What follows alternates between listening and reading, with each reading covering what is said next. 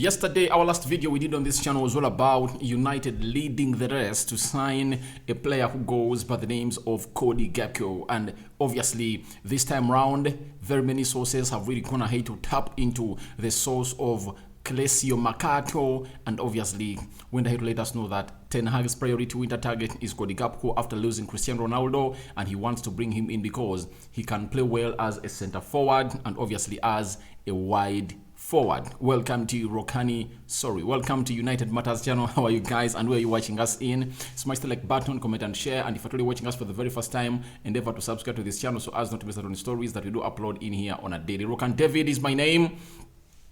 The World Cup is in high gear, and the stories we're going to talk about is Ed Woodward being approached by suitors that want to purchase United, and they want to use him into the negotiation mode of buying United from the Glazers. And secondly, there is another story concerning the outgoings, all players of United to be loaned in the winter transfer window that is in January. The list is out and I'm going to be discussing each one privately, all singly, and breaking them down very well. So you have every reason to go on and smash the like button, and guys, subscribe to this channel because we are left with close to how many? Are they 10 now? Let me check.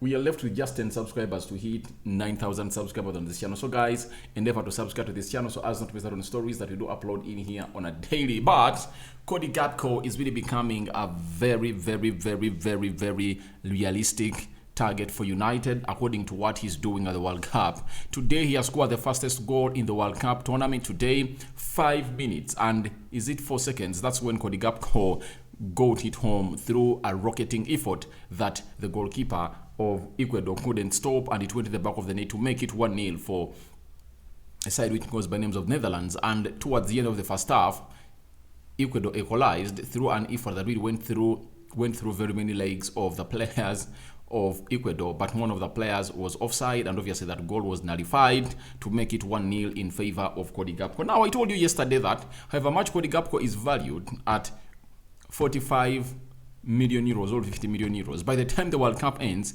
his price tag might even reach 60 or 80 million euros because of what he's doing. And United is desperately in need of this boy, and Ten Hag wants Cody Gakpo. And now today, we've walked up to stories coming in from Sam Pigler, sports witness for Forbes in the For You. Then he works for 442 Old Sport and Athletic, Blatter Sport, The Times, and an author of Manchester United's Best 11. All right. He has told us that Manchester United remained very keen on signing Cody Gakpo and could bid for him in January. That's what he has told us. And obviously, breaking coming in from Sebastian Dennis, that is Seb Nonda and Foot Mercato. They're telling us that Cody Gakpo is Manchester United's top priority signing in January. PSV want 60 million euros. Yesterday I told you they're talking about 45 to 50. That is what Fabrizio was really telling us. But I told you that with how this boy is firing in goals at the World Cup, because everyone is now watching the World Cup, he has to see his price hiking by some 20 million euros, and that is Cody Gakpo playing football for fun at the World Cup, scoring goals, and confirming to people that he can be turned into a center forward, because Ruud van Nistelrooy was into a dilemma, and one will ask me, how does Ruud van Nistelrooy connect with Cody Gakpo? Ruud van Nistelrooy is the coach of Cody Gakpo, and he turned him into a center forward because Luke de Jong was really injured, and he had no player to come in and redo the needful because they never had the money to get everything to where it's supposed to be, and they got Cody Gakpo, who was playing on the wide attacking area of the left. Then they turned him into center forward, and he has scored very many goals. And there is something I want to show you that is really going to shock you today about this guy and why he's really going to be made one of the best players at Manchester United. Now, Foot Mercato has told us that Erik Ten Hag, who particularly appreciates Cody Gakpo, has made him his winter priority signing. Ten Hag likes the immense advantage of the player being able to play the entire front of the attack. And this is the most important thing of Cody Gakpo. When you are really having an injury in your front three, Cody Gakpo can come in and act like a plaster, but a plaster that is healing the wound, not a plaster that is just acting like John O'Shea or Darren Fletcher. You know John O'Shea, he played almost every position at Manchester United. He was in goal, he played as a right back, he played as a left back, a central defender, central defensive midfielder, a left winger, a right winger, sometimes a center forward. So he was a quality player, but not at that level of being top class and nearing world class. But Cody Gakpo, for him, every time he goes into the front three positions, he complements them very well, apart from the right attacking side of the midfield, because I've not seen him play there very well. But leading the line as a centre forward and playing as a left attacking midfielder or an auxiliary left forward, Cody Gakpo can do that very well. And obviously Ten Hag has every reason to go on and really fight for the signature of this boy. Ronaldo is leaving, United is up for sale, money is wanted, and Ten Hag is telling the board, I want Cody Gakpo, and I believe he's really going to get this man in the nearest period of time possible, and that is Erik Ten Hag wanting Cody Gakpo. When you look at Erik Ten Hag and his fancies, he was at Ajax and he was rivaling a team that was being led by Cody Gakpo as far as scoring goals was concerned. Cody Gakpo humiliated PSV a lot, to an extent that they lost the FA Cup of, was it the KBNC Cup in the Netherlands, and they are beaten by Cody Gakpo, destroyed them totally, and obviously put them down. So what I really think about this is that Ten Hag is an admirer of Cody Gakpo ever since he was at ever since he was at Ajax, but he couldn't buy a player from PSV, and obviously he is wanting to get that player to come and help him get the job done at Manchester United. Obviously, with the departure of Cristiano Ronaldo, Cody Gakpo has to come to Manchester United, and there is nothing that's going to stop this deal from happening, because most of the things have really been done. Personal terms and everything we are really agreed. It's all about United to go on and really agree on the fee that has changed from 50 million euros to now 60, 70 or 80 that PSV will call for, because Cody Gakpo has now scored 2 goals in the World Cup, 2 games, 2 goals that are important for Netherlands. Now, we've been told again by Marco Timer, journalist, Vote International, and of PSV, Go Ahead Eagles. This is a close source coming in from PSV. He's telling us that Cody Gakpo's entry will hold talks with top clubs of the caliber of Manchester United, Real Madrid, Liverpool, and Bayern Munich. PSV want 50 million euros plus. In my option, United are the front runners. So everyone knows that United are the front runners to go on and really sign Cody Gakpo. And Cody Gakpo believes in what Ten Hag's philosophy is, because he won't really put him down, because Ten Hag has given every player signed enough playing time. I told you, he's not like Ole Gunnar Solskjaer. Ole Gunnar Solskjaer went to sign players like Jadon Sancho. He never gave him enough playing time. When he to sign players like Donny van Beek, he never gave them playing time. And you ask yourself, why did he sign them? Because signing a player at 40 million euros means that that player should come in and start, or even come in through after the 60th minute or the hour mark of the game. Jadon Sancho, 73 for him, was supposed to be an assured starter of the game, and obviously he didn't, and he never really paved way for him to get enough playing time in the club by keeping the likes of Lingard at the team when he never really needed them. So it showed you that he never had a plan of buying. But Ten Hag is really having a very magnificent plan to go in and really get this player, and the player is going to be excited, because when you look at Tyrell Malacia, he's not complaining of playing time. Lisandro Martinez is not complaining. Eriksen is not complaining.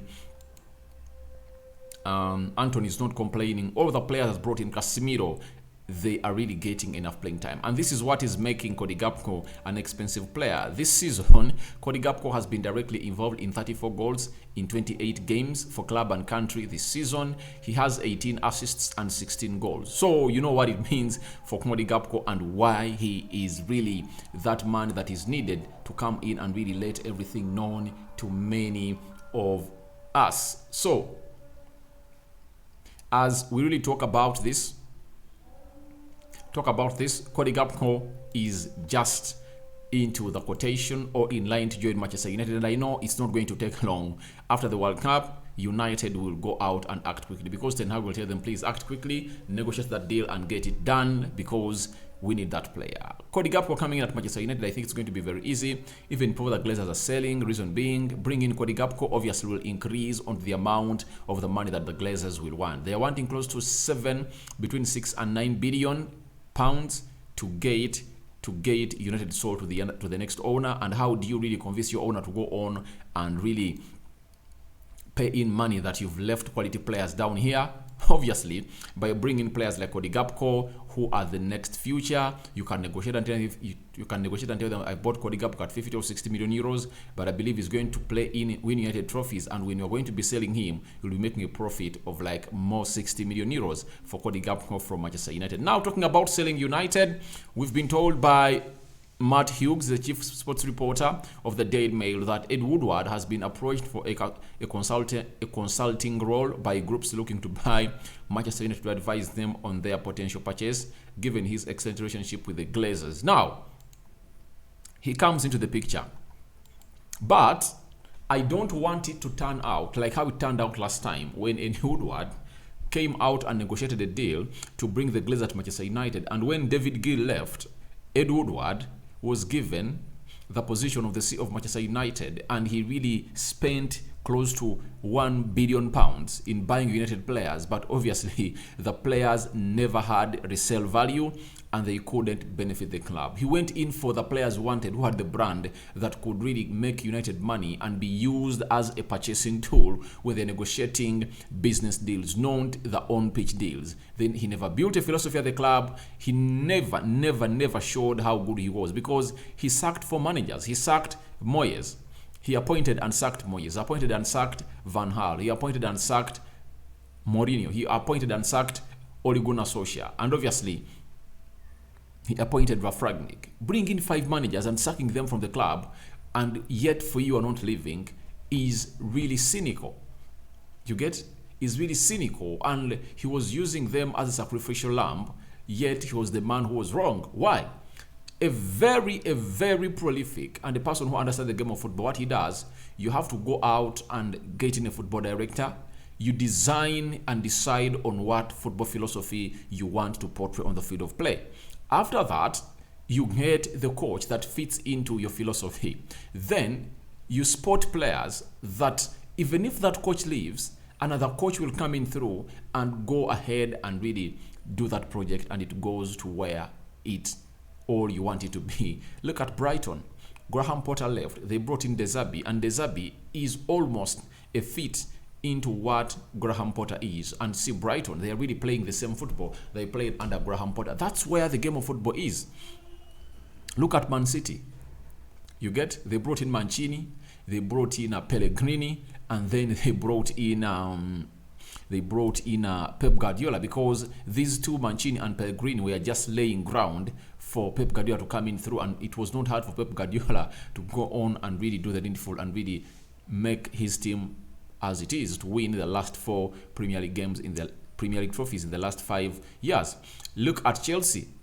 They've been doing it programmatically. Anthony Boyle has changed everything. He knows that the best way to do is to get in a coach and build a philosophy at the club. That's why he sacked Thomas Tuchel and brought in a player and brought in a manager who goes by Graham Potter. But talking to him and consulting him is good, but I don't want to see Ed Woodward back at Manchester United, because I really believe he is really a person that really made us fall a lot in these years. But I believe he's really going to come out and really do a very good job for the people, because he's good at negotiating. He negotiated that deal that saw United sold on debt. So that guy was really great, and that's why the Glazers rewarded him to become the CEO.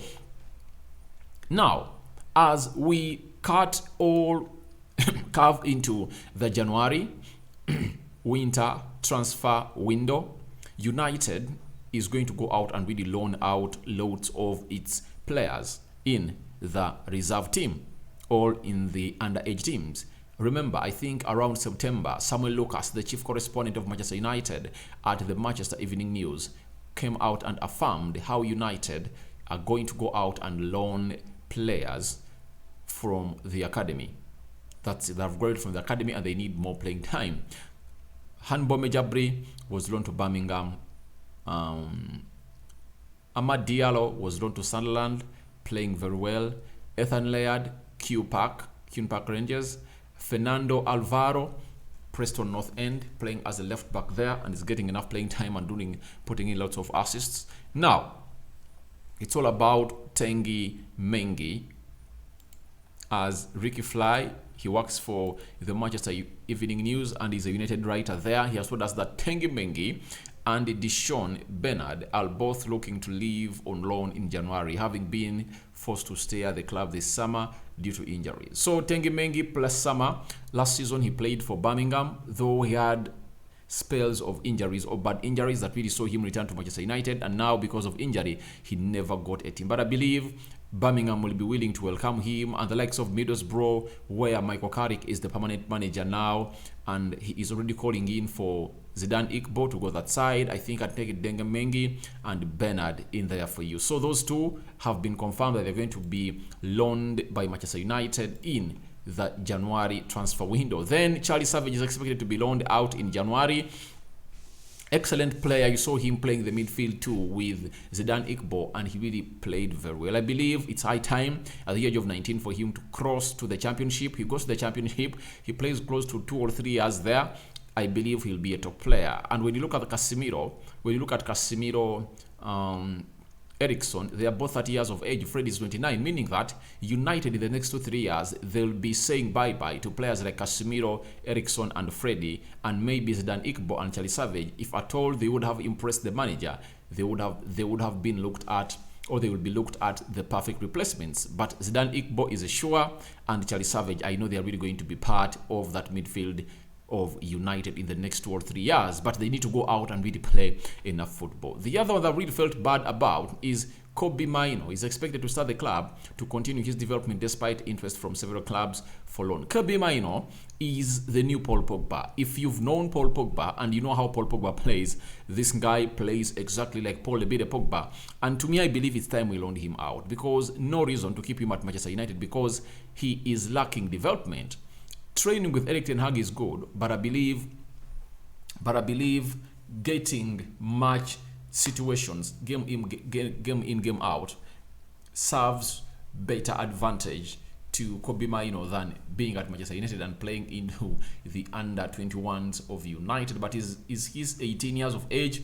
Good. Those are some of the players that are coming to the academy that are really going to follow up to Garnacho's route, as he really came in through and really broke into the starting 11 of Manchester United. And I believe Kobbie Mainoo is great. Zidane Iqbo and Charlie Savage, those three are really going to be so much important, and they are going to be players that the academy of United are going to be proud of. So thank you guys for watching in. Tell me what you think about Cody Gakpo being Ten Hag's priority winter target, and obviously players being looked out, and Ed Woodward back into the United news and administration, known to be the CEO, but to negotiate the deal on the behalf of the people that want to take over United in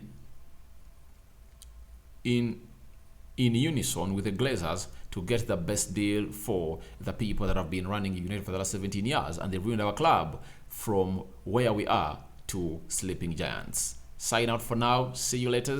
I hand you over to the Yomat Lord. But second half is back. Netherlands 1, Ecuador 0. But Senegal has won 3-1 against Qatar, first African team to grab a win. And obviously Wales was beaten by 2-0, a game that has really gone to cause a lot of controversy onto different social media platforms because of the extra time that was added that really led to Wales losing out to Iran by 2-0. England coming up next as they're summing up the day. I'm out.